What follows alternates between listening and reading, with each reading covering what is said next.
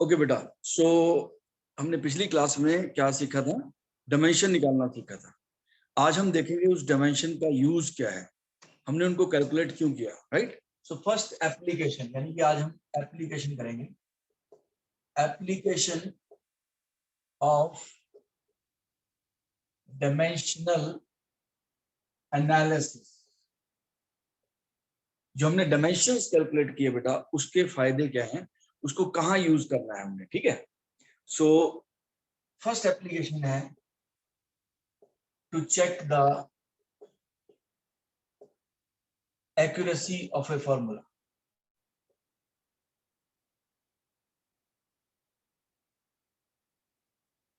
हम डायमेंशंस को यूज करके ये चेक कर सकते हैं कि एक फॉर्मूला करेक्ट है या नहीं है। और वो कैसे करेंगे, अब थोड़ा ध्यान से देखना। इसके लिए आपको एक प्रिंसिपल पता होना चाहिए, प्रिंसिपल ऑफ होमोजेनिटी। अब प्रिंसिपल ऑफ होमोजेनिटी क्या बोलता है? According to this principle, according to this principle, two physical quantities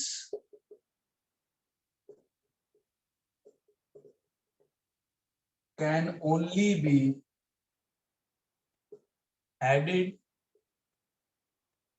subtracted or equated if they have same dimension।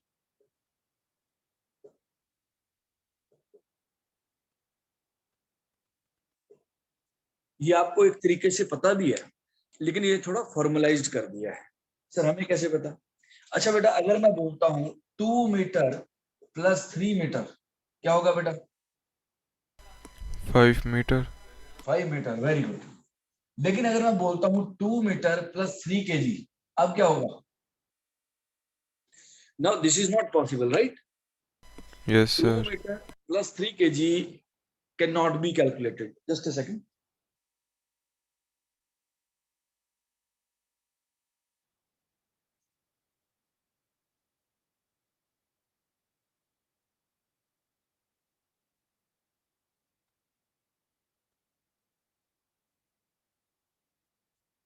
इसको हमने फॉर्मुलाइज कर दिया। देखो 2 मीटर प्लस 3 मीटर, ये दोनों क्यों ऐड हो पा रहे हैं? क्योंकि दोनों के डायमेंशन लेंथ के हैं।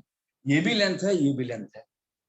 2 metre plus 3 kg, it does not make sense, because ये बेटा लेंथ है और ये क्या है? मास है। लेंथ में मास ऐड नहीं हो सकता। अगर मैं इसको बिल्कुल लेमन टर्म्स में बोलूं, apples can only be added to apples. 5 apples plus 3 apples, 8 apples. But if somebody says sir 5 apples plus 3 bananas, that does not make sense। उसको हम ऐड नहीं कर सकते, ठीक है? तो इसको हमने थोड़ा बेटा इलेबोरेट कर दिया। हम ये बोलेंगे कि दो फिजिकल क्वांटिटीज तभी ऐड होंगी अगर उनके डायमेंशंस सेम होंगे, ठीक है? सब्ट्रैक्ट भी तभी होंगे। सोच के देखो, 2 metre minus 1 metre equals to 1 metre. Subtract भी तभी हो पा रहे हैं जब डायमेंशन सेम है। लेकिन अगर डायमेंशन अलग हो तो सब्ट्रैक्ट भी नहीं हो सकते और इक्वेट भी नहीं हो सकते। क्या मैं बोल सकता हूँ कि 2 मीटर इक्वल्स टू 2 केजी? नहीं बोल सकता। सो द थिंग इज, दो फिजिकल क्वांटिटीज ऐड, सब्ट्रैक्ट या इक्वेट तभी होंगे अगर उनके डायमेंशंस सेम होंगे, राइट? डिवीजन और मल्टीप्लिकेशन पे कोई रूल नहीं है, वो तो कर ही सकते हैं। डिवाइड भी कर सकते हो आप, डिफरेंट चीजों को करते हो, जैसे डिस्टेंस अपॉन टाइम करते हैं तो स्पीड आ जाता है। मल्टीप्लिकेशन में भी कोई प्रॉब्लम नहीं है, मास इनटू एक्सेलरेशन तो फोर्स आ जाता है। रादर डिवीजन और मल्टीप्लिकेशन से ही नई चीज बनती है। तो ये प्रिंसिपल ऑफ होमोजेनिटी है कि दो फिजिकल क्वांटिटीज ऐड, सब्ट्रैक्ट या फिर इक्वेट तभी होंगी अगर उनके डायमेंशन सेम हो। इज दिस क्लियर बेटा? Yes sir. Yes sir. Right, इसको नोट कर लो, फिर हम इसको अप्लाई करेंगे। अमन क्लियर है? Yes, sir. गुड बेटा, note this.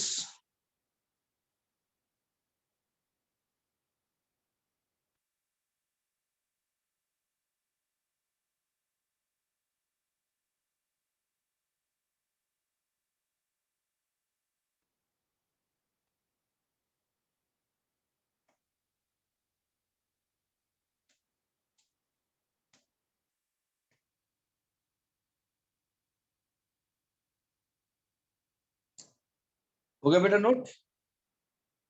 Yes sir. Yes, sir. Okay good. अब हम इसको अप्लाई करते हैं।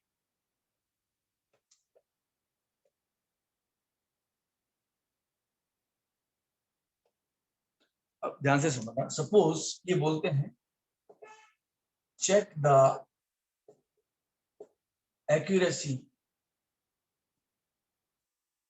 Of the following formula.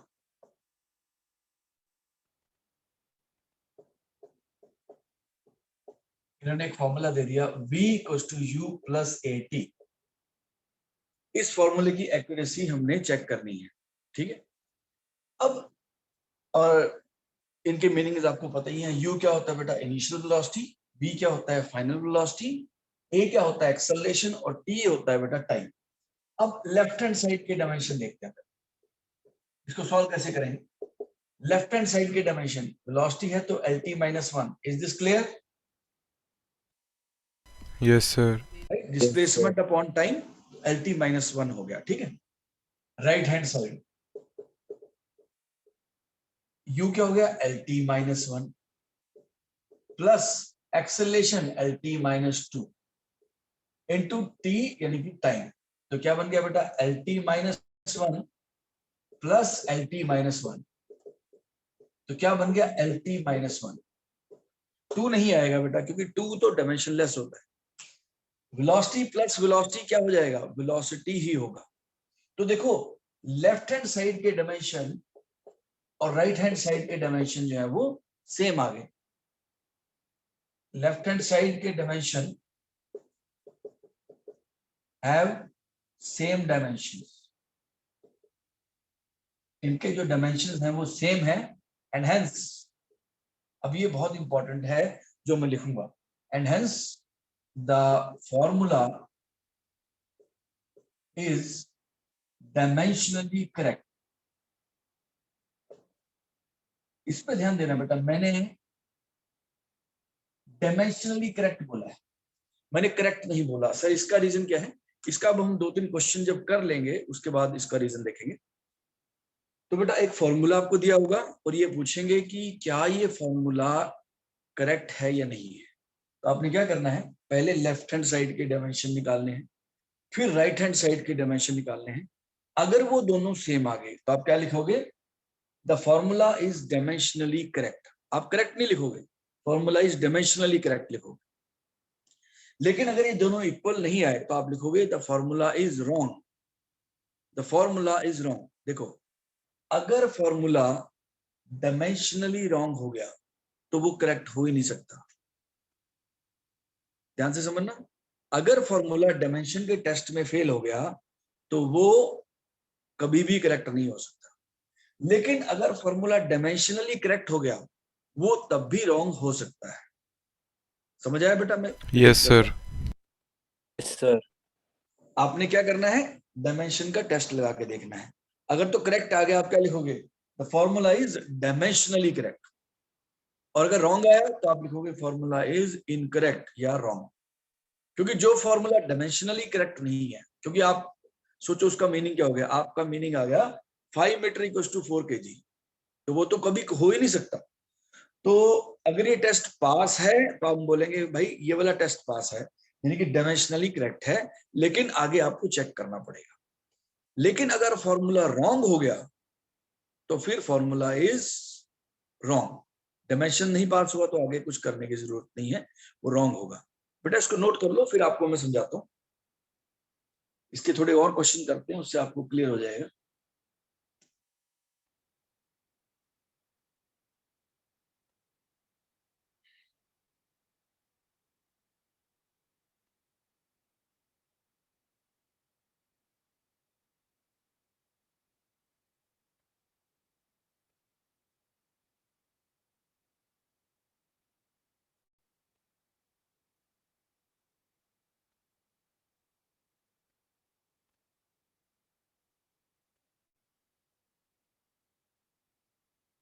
Sir, done.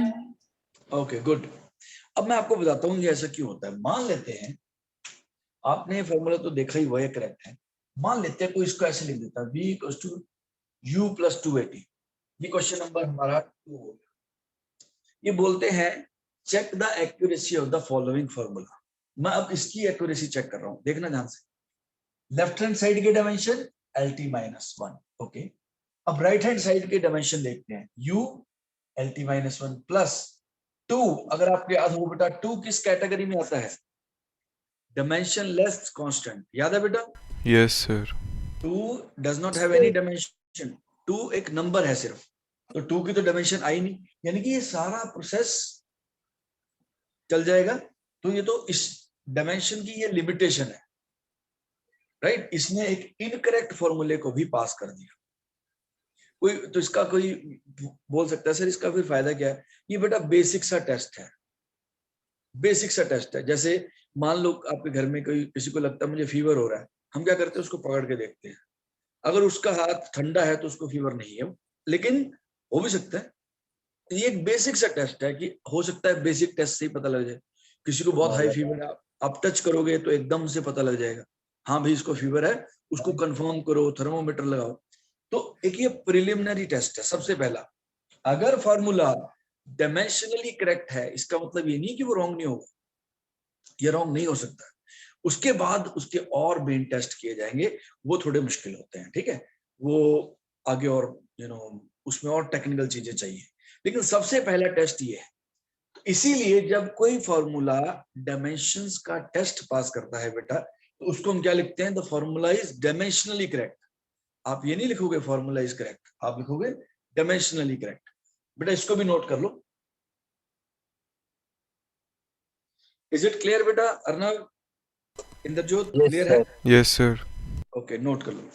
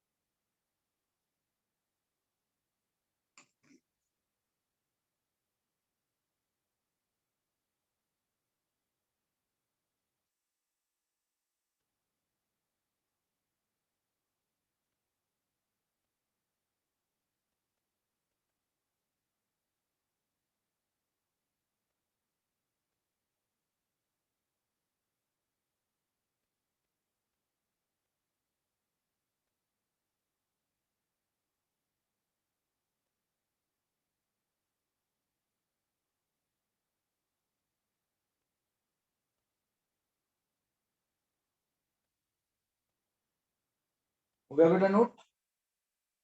Yes, Yes, sir. sir. Okay, good. Let us move to the next question.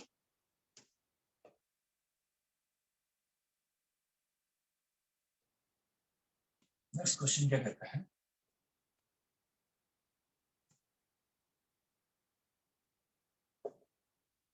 Speed of a transverse wave on a string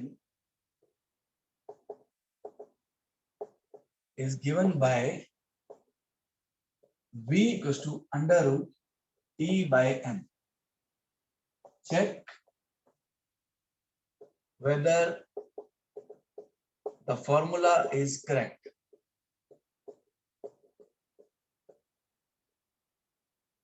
Right? v होता है बेटा speed या velocity, कुछ भी बोल सकते हो। t यहां पर हो गया टेंशन, और m हो गया आपका यहाँ मास। अभी चेक करना है हमने फॉर्मूला करेक्ट है या नहीं। तो हमारा मेथड क्या है बेटा? पहले हम लेफ्ट हैंड साइड के डायमेंशन लिखेंगे। लेफ्ट हैंड साइड के डायमेंशन क्या हो गए? LT-1। हमें स्पीड पता है क्या होता है बेटा? LT-1। ओके, अब हम लिखते हैं राइट हैंड साइड के डायमेंशन। राइट हैंड साइड के डायमेंशन क्या होंगे?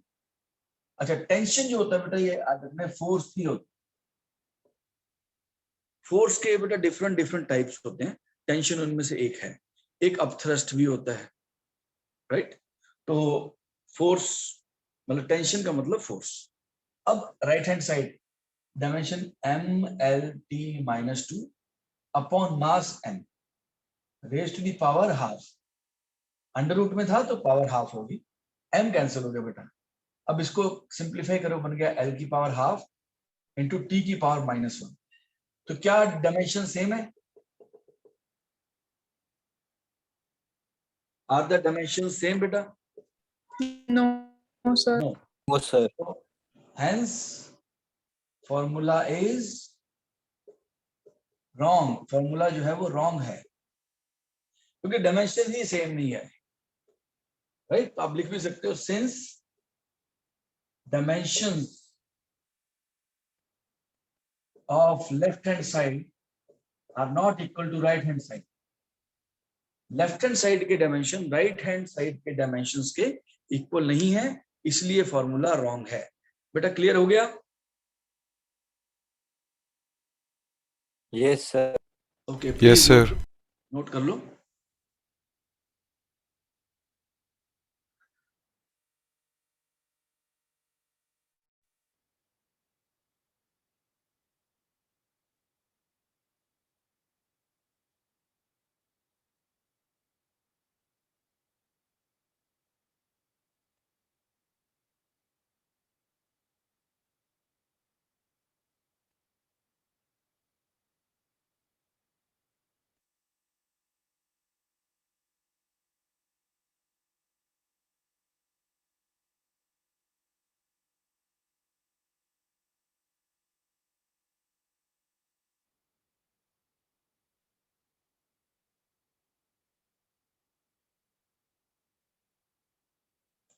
कर दूं बेटा erase? Yes, sir. Okay, good. Let us move to the next question. Next question क्या कहता है?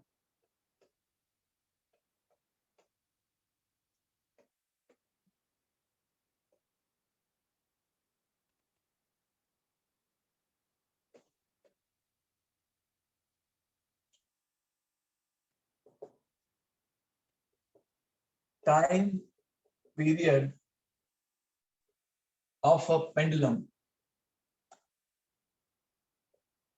Time period of a pendulum is given by t equals to 2 pi under root L by G. Time period of a pendulum is given by t equals to 2 pi under root L by G. t क्या है? Time period. Time period का मतलब बेटा time, 1 second, 2 second, anything. L क्या होगी? Length. और G होगी बेटा आपकी एक्सेलरेशन ड्यू टू ग्रेविटी। अब ये पूछ रहे हैं कि बताओ ये फॉर्मूला करेक्ट है या नहीं है। तो बेटा हमारा मेथड स्टैंडर्ड है, लेफ्ट हैंड साइड के डायमेंशन लिखने। लेफ्ट हैंड साइड के डायमेंशन m0 l0 t1। बेटा क्लियर हो गया? Yes, sir. Right, left hand side के डायमेंशन। अब हम राइट हैंड साइड के डायमेंशन देखते हैं।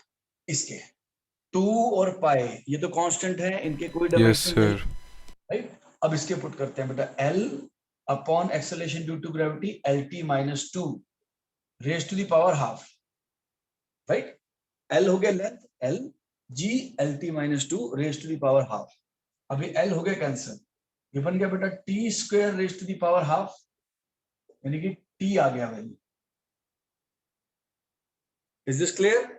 Yes, sir. तो t का मतलब क्या हो गया? m0 l0 t1। Yes, sir. क्या हो गया कि अब लेफ्ट हैंड साइड और राइट हैंड साइड के डायमेंशन सेम है। Since dimensions are same, dimensions of RHS equals to LHS and hence the formula is, क्या लिखेंगे बेटा? Dimensionally correct. Correct. Yes, dimensionally correct. अमन बेटा क्लियर है? Yes, sir. Good, please note this.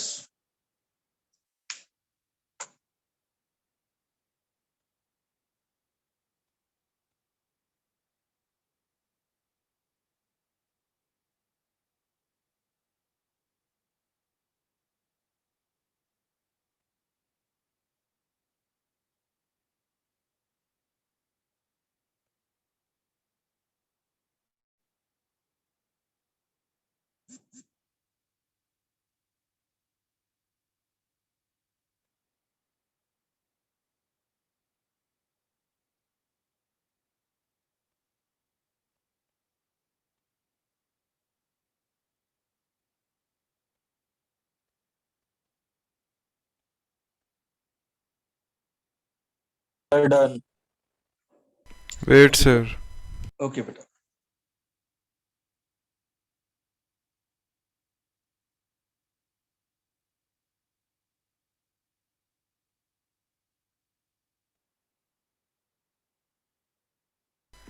Sir, done.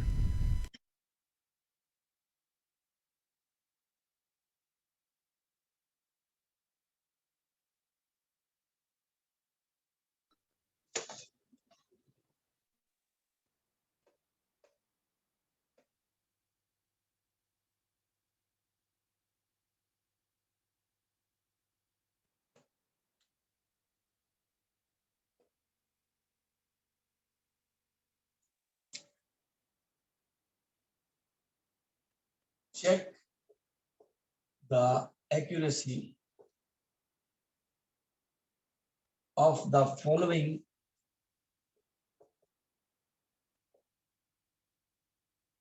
relation. अब थोड़ा देखना चाहते हैं.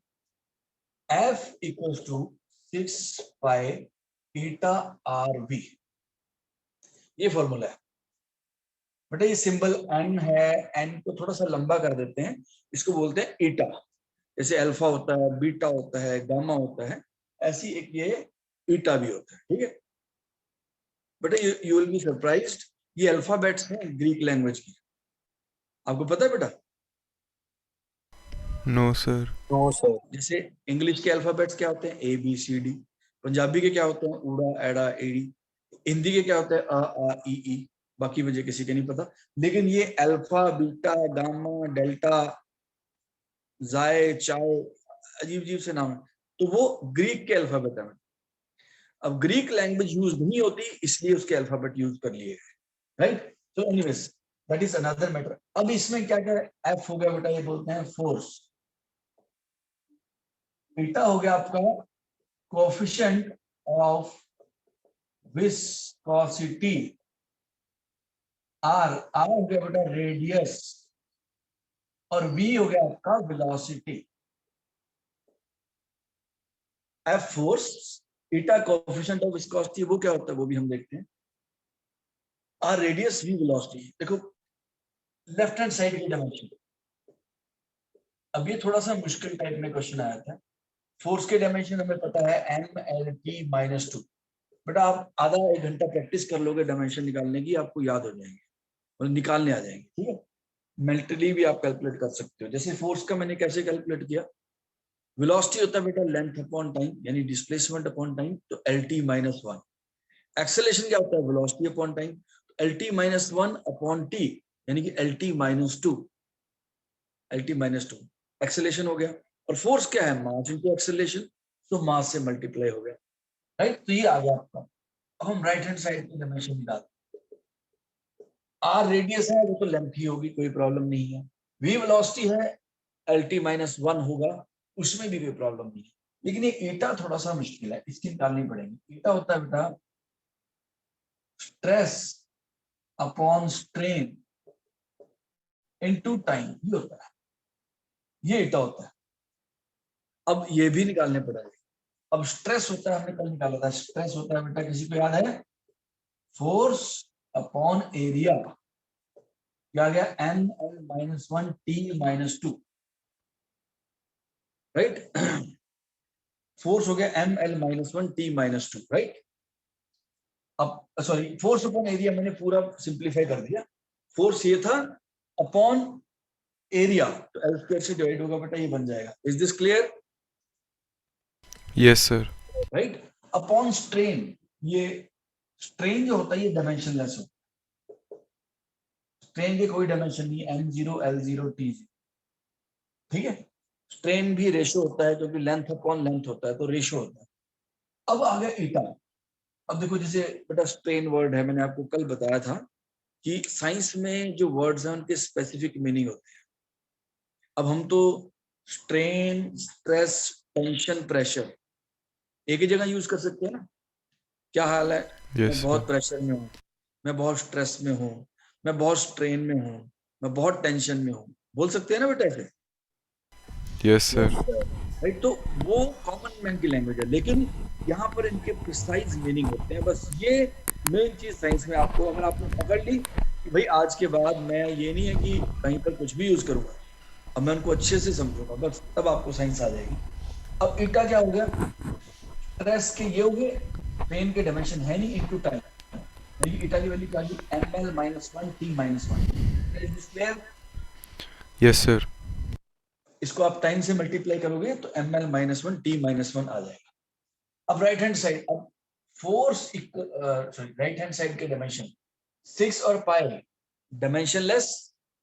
ईटा के डायमेंशन ml-1 t-1 r यानी कि length into l into lt-1.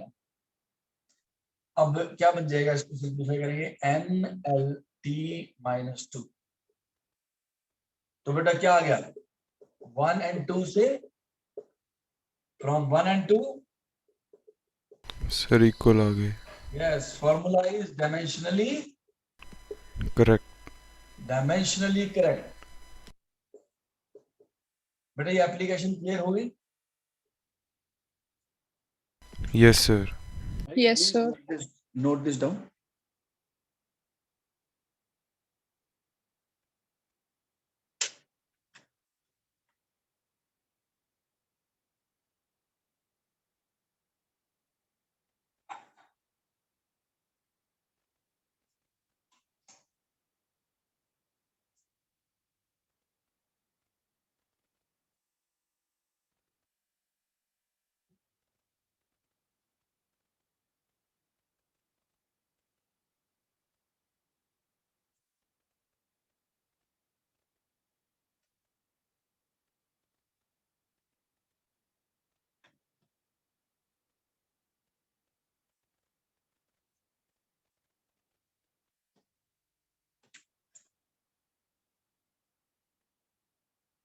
ये बहुत इंपॉर्टेंट है बेटा, इसका ना स्कूल में 1 मार्क में क्वेश्चन भी पूछ लेते हैं. इसकी डायमेंशन निकालो सिर्फ.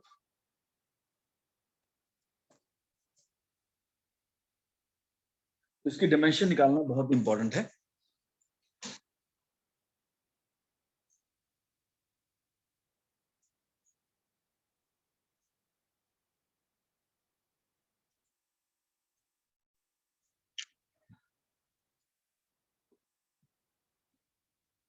कर दो बेटा erase. Yes, sir. Yes, sir. अमन बेटा क्लियर हो गया? Yes, sir. Okay good. अब हम आगे चलते हैं. Second application. इसकी 4 एप्लीकेशन होती है बेटा, 2 आज करेंगे और 2 कल करेंगे. अब सेकंड एप्लीकेशन क्या करता है?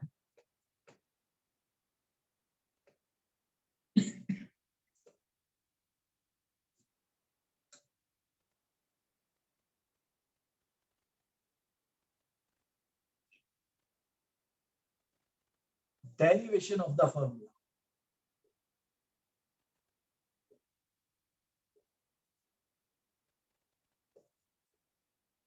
हम इसको यूज करके फॉर्मूला डिराइव भी कर सकते हैं. कैसे करेंगे थोड़ा देखना चाहते.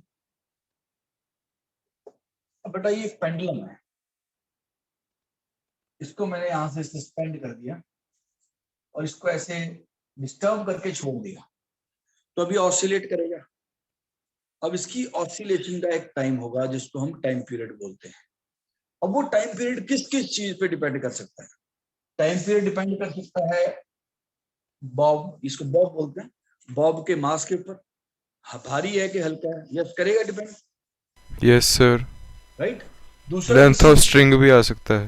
Very good, length of string भी स्ट्रिंग पे भी कर सकता है। और तीसरी चीज क्या और सर एक और sir, theta from the it's mean position. बेटा थीटा पे नहीं करता, यू विल बी सरप्राइज्ड, वो बाद में देखेंगे। ओ हाँ, तीसरी चीज ये डिपेंड कर सकता है जी पे, एक्सेलरेशन ड्यू टू ग्रेविटी। देखना बेटा, अच्छा ये पेन है, मैंने इसको लैंड यहाँ से अपने यहाँ पे खड़ा हूं मैं, अपने सामने रख के इसको रिलीज कर दिया, तो ये मान लो कुछ टाइम के t1 टाइम में ग्राउंड पर पहुंच गया। बेटा अगर मैं मून पे जाके ये करता हूँ तो मून पे कम टाइम लगेगा या ज्यादा? ज्यादा लगेगा सर। मून पर ज्यादा टाइम लगेगा क्योंकि वहां एक्सेलरेशन जो है वो कम है। वहां पे मून का जो पुल है बेटा ग्रेविटेशनल, वो बहुत ही कम है, राइट। Yes sir. सर आप हैरान हो जाओगे, आप मून के ऊपर अपने जो आपके आसपास शोरूम्स हैं, उनकी बिल्डिंग्स होती हैं, उतनी जंप आराम से कर सकते हो। यहाँ पे तो हम मैक्सिमम कितना फुट जंप कर लेंगे, 3 या 4 फुट, लेकिन वहां पे आराम से 20-30 फुट का जंप हो सकता है। सर मून पे हमारा मास 1/6 हो जाता है। वन मास नहीं बेटा, वेट होता है। यस सर, वेट मास तो सर कांस्टेंट होता है। हाँ, मास कांस्टेंट रहता है। वेरी गुड बेटा, यही बिल्कुल अच्छे से आपको ये चीजें सीखनी है। चलो, अब ये कहता है कि भाई टाइम पीरियड मास पे डिपेंड करेगा, लेंथ पे डिपेंड करेगा, और एक्सेलरेशन ड्यू टू ग्रेविटी पे डिपेंड करेगा। अब क्या बोलते हैं, time period of A pendulum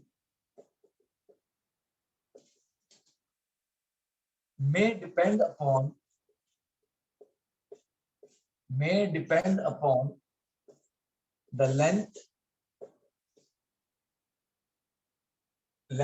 L, mass m, and acceleration due to gravity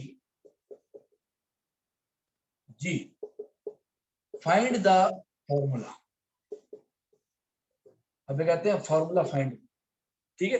अब इसका बेटा स्टैंडर्ड मेथड होता है, याद रखना है, इसको ऐसे करना, मैं लिखूंगा time period equals to k times m raise to the power a, l raise to the power b and g raise to the power c।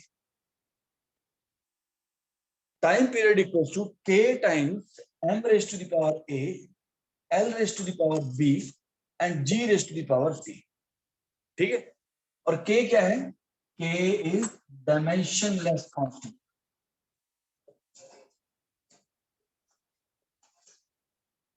k क्या है बेटा, डायमेंशनलेस कांस्टेंट। तो जब भी आपको कोई रिलेशन दिया होगा उसको आप इस फॉर्म में लिखोगे। 2-3 मैं करूंगा क्वेश्चन तो आपको अच्छे से क्लियर हो जाए। उसके बाद बेटा अगर ये फॉर्मूला करेक्ट है तो लेफ्ट हैंड साइड के डायमेंशन और राइट हैंड साइड के डायमेंशन सेम होने चाहिए, yes sir. Right. According to principle of homogeneity, दो चीजें इक्वल तभी कर सकते हैं अगर उनके डायमेंशन सेम हो। अब लेफ्ट हैंड साइड के डायमेंशन लिखते हैं, m0 l0 t1, ये लेफ्ट हैंड साइड के डायमेंशन है। अब राइट हैंड साइड के डायमेंशन निकाल, k डायमेंशनलेस है, m raise to the power a, length l raise to the power b,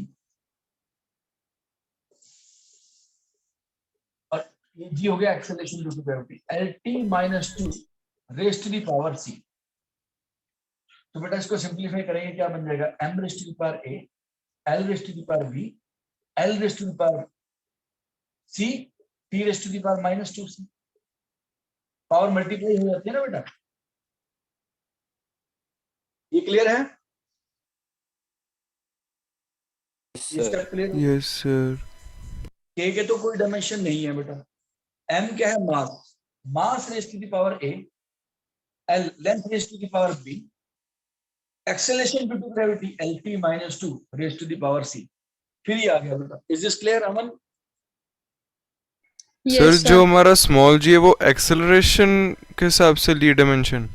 हाँ हाँ बेटा, तो sir acceleration velocity upon time हुआ। हाँ बेटा, lt - 2 हो गया ना। ओके ठीक है Right. सर, मुझे लगा -1 आएगा टी के ऊपर। गुड गुड बेटा, अच्छी बात आपने पूछ लिया, क्लियर कर लिया करो अपने डाउट। अब बेटा ये भी l है, ये भी l है, तो पावर ऐड हो जाएंगे। ठीक है, m raised to power a l raised to power b प्लस c t raised to power minus 2। अब a किसके इक्वल होना चाहिए बेटा? 0। लेफ्ट हैंड साइड के और राइट हैंड साइड के डायमेंशन सेम होने चाहिए, यानी कि ये इसके इक्वल होना चाहिए, तो m की पावर इक्वल होनी चाहिए बेटा। क्लियर है? Yes, sir. sir, और b प्लस c किसके इक्वल होना चाहिए? ये भी सर 0. और माइनस 2c किसके इक्वल होना चाहिए? 1। 1. यानी कि c की वैल्यू कितनी आ गई? Minus half. अब c इसमें डाल दो बेटा, a तो पहले ही आ चुका है, तो b की वैल्यू आ गई आपके पास हाफ। आगे तीनों की values. Yes, sir. Yes, sir. अब हमारा फॉर्मूला बन गया, देखना बेटा ध्यान से। फॉर्मूला क्या बन गया? t equals to k m raise to the power 0 l raise to the power half and g raise to the power minus half. तो इसको मैं लिख सकता हूँ t equals to k under root l by g. Yes, sir. अब देखो कितना बड़ा रिजल्ट आया, यानी कि टाइम पीरियड मास पे डिपेंड करता ही नहीं है। यानी कि बॉब जो है, जो चीज आपने लटकाई है, चाहे वो हैवी हो चाहे वो लाइट हो, टाइम पीरियड सेम होगा। नहीं तो आपके दिमाग में आएगा सर हैवी चीज जो है वो जल्दी नीचे आएगी, लेकिन ऐसा नहीं है।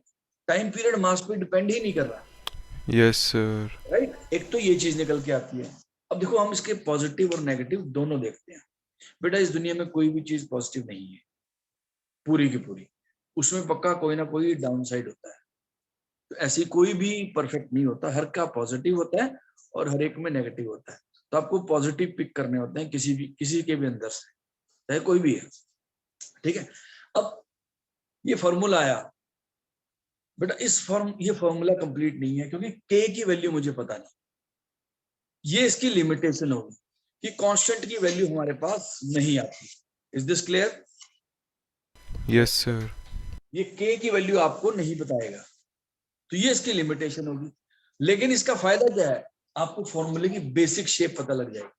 देखो कितनी वाइटल इंफॉर्मेशन आई है कि मास पे टाइम पीरियड डिपेंड नहीं करता। देखो जो डिफिकल्ट मेथड से टाइम पीरियड आता है, एडवांस मेथड से, वो आता है ये। अब देखो ये कुछ कुछ इस जैसा है, Yes, sir. राइट, ये कुछ कुछ इसके जैसा है ना। तो ये 2 पाई की वैल्यू इसमें नहीं आ पाती, वो प्रॉब्लम है। लेकिन फिर भी कुछ आइडिया इसका मिल जाता है। असली तो डेरिवेशन थोड़ी सी मुश्किल होती है, वो लास्ट चैप्टर में है आपके, राइट। अब बेटा इसको नोट कर लो।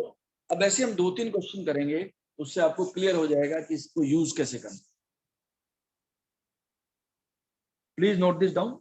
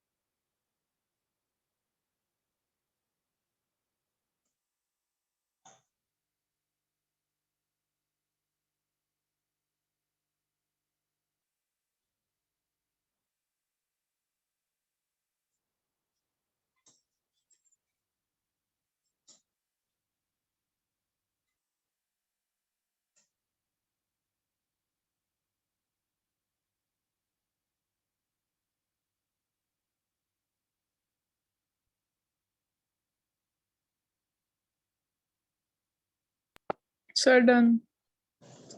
Wait, Okay, बेटा। sir. ओके गुड, कर लो बेटा कवर।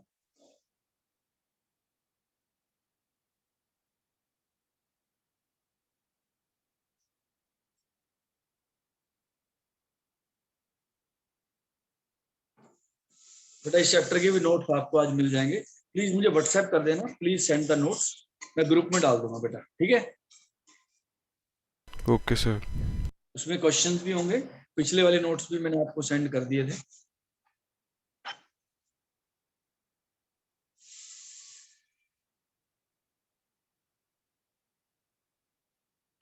हो गया बेटा?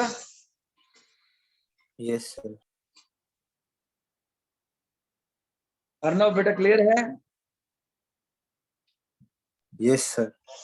ओके गुड, चलो आगे चलते हैं, एक और क्वेश्चन करते हैं सर, डेरिवेशन वाला।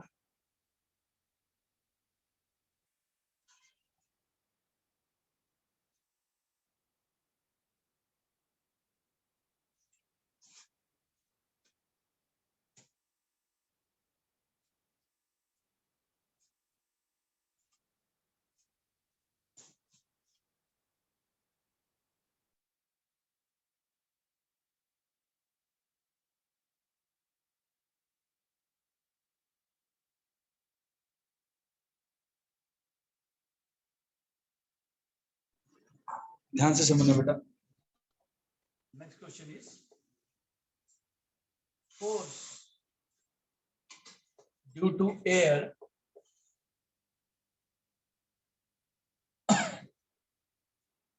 on a spherical object may depend upon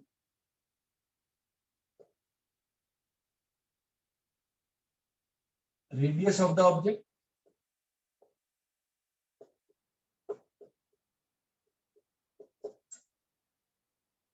velocity of the object,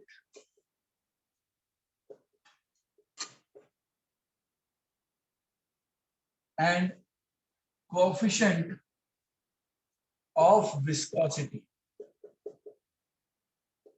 Derive the formula. ये क्वेश्चन है, ये कह रहे हैं बेटा कि बेटा जब भी कोई चीज एयर के थ्रू चलती है तो उसके ऊपर फोर्स लगती है जो उसको रोकती है। आपने भी कभी नोटिस किया हो, जब आप गाड़ी में बैठे हो, अब गाड़ी आपकी रेस्ट पे है, आप अपना हाथ बाहर निकालो, सपोज हवा नहीं चल रही, मतलब इट इज नॉट विंडी, आप अपना हाथ बाहर निकालो तो आपको कोई फोर्स नहीं लगेगी, लेकिन जैसे जैसे गाड़ी चलना शुरू करती है आपके हाथ पे बेटा पीछे की तरफ फोर्स लगती है। Yes sir.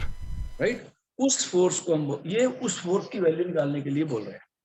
तो अगर कोई मान लो आपने कोई फुटबॉल है वो ऐसे फेंक दिया, या लेदर की बॉल है, क्रिकेट बॉल है, तो जब वो हवा के थ्रू मूव कर रहा है उसके ऊपर कितनी फोर्स लगेगी, ये उसका फॉर्मूला पूछ रहे हैं। तो अब मैं क्या लिखूंगा, अब थोड़ा सा आपको radius of the object, radius क्या होता है बेटा, आर से सिंपलाइज कर लेते हैं, वेलोसिटी को हम लिख देते हैं v, और coefficient of viscosity, coefficient of viscosity को लिखा जाता है बेटा थीटा से। ये आपको धीरे धीरे करके टर्म्स क्लियर हो जाएंगे बेटा जब हम चैप्टर करेंगे, अब थोड़ा देखना है। अब क्या लिखेंगे, सबसे पहले F equals to K radius raise to the power A, velocity raise to the power B and eta raise to the power C। ये क्लियर है बेटा? Yes sir. राइट, ये स्टैंडर्ड Yes, sir. किसी भी क्वेश्चन के अंदर ये standard step हो। अब लेफ्ट हैंड साइड के डायमेंशन लिखते हैं, NLT-2, क्लियर? अब right hand Yes, sir. Side लिखते हैं, K डायमेंशनलेस है, R हो गया length L raise to the power A, V हो गया velocity LT-1 raise to the power B, eta M L minus T minus 1. ML-1 T-1, यही था बेटा? Yes, sir. गुड बेटा। अगर इसको हम एक्सपेंड करेंगे अब क्या बन जाएगा, m raise to the power a, l raise to the power a plus b minus c, t raise to the power minus b minus c। Clear है? मैंने एक ही स्टेप में कर दिया। Yes, sir. l की पावर a, यहां से आएगा बेटा l की पावर b, और यहां से आएगा l की power minus c, a plus b minus c, ठीक है। m तो एक ही है, m की पावर, सॉरी यहाँ c आना चाहिए, राइट, m की पावर c, p की पावर माइनस b माइनस सी, क्लियर? Yes, sir. गुड। अब बेटा इक्वेट करते हैं, c किसके इक्वल आ गया, 1 के। Yes, sir. उसके बाद माइन a plus b minus c equals to आ गया 1 के बराबर। c तो हमारा निकल चुका है। अब ये minus b minus c equals to -2, तो minus b minus 1 equals to -2, तो माइनस b इक्वल्स टू -1, तो b की वैल्यू आ गई 1। Is this clear? Yes, sir. Okay good. अब b भी पता है, c भी पता है, अब इसे हम पुट करते हैं a plus 1 minus 1 equals to 1, तो Sir, a की वैल्यू, A1 आ जाएगा. तो फॉर्मूला क्या बन गया बेटा, f equals to k r b eta. फायदा क्या है, बेसिक शेप फॉर्मूला की आ गई। नुकसान क्या है या लिमिटेशन क्या है कि k की वैल्यू बेटा हमें पता नहीं लगती। बेटा क्लियर हो गया? Yes, sir. Yes, sir. Please note this.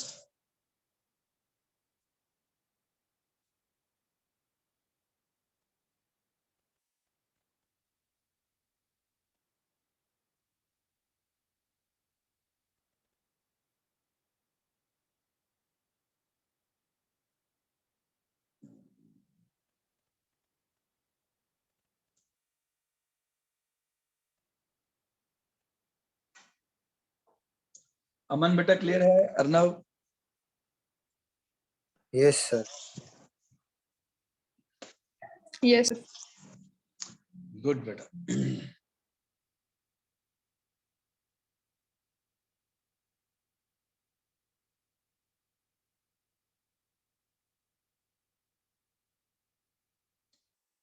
हो गया बेटा note? Yes, sir. Okay, so आज हमने बेटा इसकी 2 एप्लीकेशन कर ली हैं, 2 हम कल करेंगे, ठीक है? कल भी हमारी क्लास सेम टाइम पे होगी। आप ये लेक्चर दोबारा देखना बेटा, ये क्वेश्चंस दोबारा करना, और अब पॉज करके खुद सॉल्व करके देखना, फिर आपके पास सोल्यूशन होगा, चेक भी कर सकते हो आप, ठीक है? और एक मैं आपको इसके नोट्स भेजूंगा, उसमें भी कुछ क्वेश्चंस होंगे, वो भी कर लेना, ठीक है? कल आपके पहले डाउट्स लूंगा, राइट बेटा? Okay, Yes, sir. sir. Yes, sir. बेटा see you tomorrow, bye bye, take care, Thank you, sir. Bye bye. Bye, sir.